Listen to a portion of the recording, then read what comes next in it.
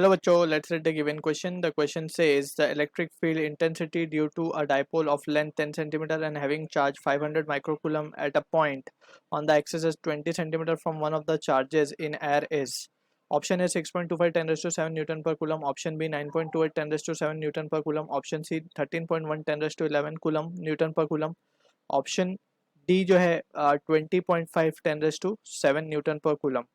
So we need to understand यहाँ पे this is 10. Right. अब we need to understand as a key concept regarding the electric field due to electric dipole.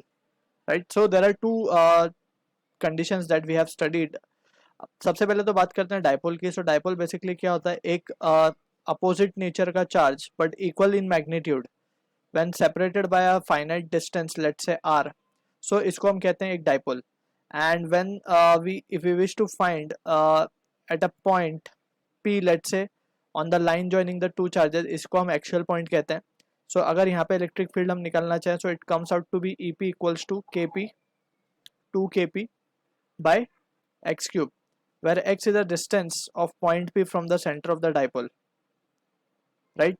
And यहाँ पे we can see P is the dipole moment जिसको हम लिखते हैं P equals to Q into the distance between the two charge. magnitude of charge होता है और distance between the two charge इसका product होता है और basically it is a vector quantity, right?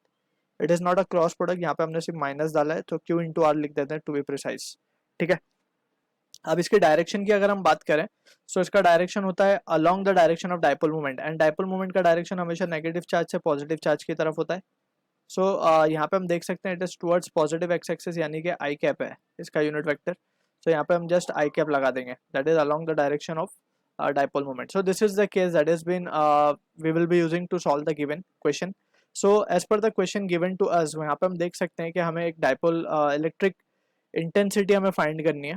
So now using this result we will try to analyze the question. अब हमारे पास let's say we have a dipole और dipole का separation usually जो हम लेते हैं that is distance between the two charges we will take it as to be 2L for convenience.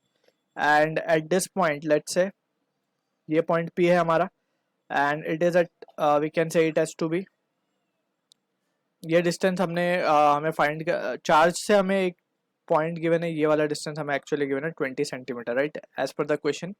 तो ये जो डिस्टेंस है ये हमारा कितना हो जाएगा, we have to let's say it has to be x जैसे हमने यहाँ पे माना है. तो यहाँ पे अब हम क्या लिख सकते हैं, electric field at point P को हम क्या लिख पाएंगे, it can be written as 2KP upon x cube.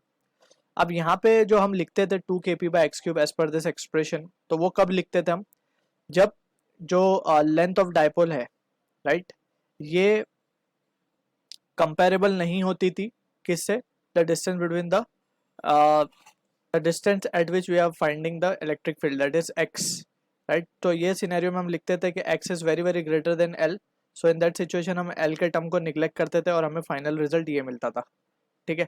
लेकिन जो एक्चुअल एक्सप्रेशन है यहाँ पे अब हम देख सकते हैं ये 10 सेंटीमीटर है और ये 20 सेंटीमीटर है. सो दे आर क्वाइट कंपेरेबल. सो जो रिजल्ट आएगा हमारे पास EP तो हम उसको अब निग्लेक्ट नहीं कर सकते. सो इसको थोड़ा सा मैनिपुलेट करना पड़ेगा. So the result comes out to be 2KP x upon x square minus L square का द होल स्क्वायर. सो अब यहाँ पे अगर हम ये एक्सप्रेशन को देखें उसके बाद हम ये चीज़ लगाएं that is x is very very greater than L. So finally हमें ये रिजल्ट मिलेगा. लेकिन यहाँ पे क्योंकि कंपेरेबल है so we have to use this result only. अब यहाँ पे हमें x की value from the figure we can say x क्या आ जाएगा 0.25 मीटर. L की अगर हम बात करें तो 2L हमें गिवन है 10 सेंटीमीटर. सो L की वैल्यू होगी 5 centimetre that is 0.05 metre.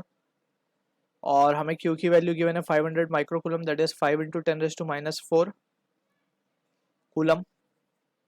So now we will substitute the values over here. So यहाँ पे लिखेंगे 2 इंटू K की value 9 into 10⁻⁹ that is electrostatic constant. P की वैल्यू होगी हमारे पास Q जो है हमारे पास 5 इंटू 10⁻⁴ है into R basically it is equivalent to 2L over here. 2L हमें given है 0.1 into 0.25 that is the value of x divided by x square का मतलब है हमारे पास 0.25 का स्क्वायर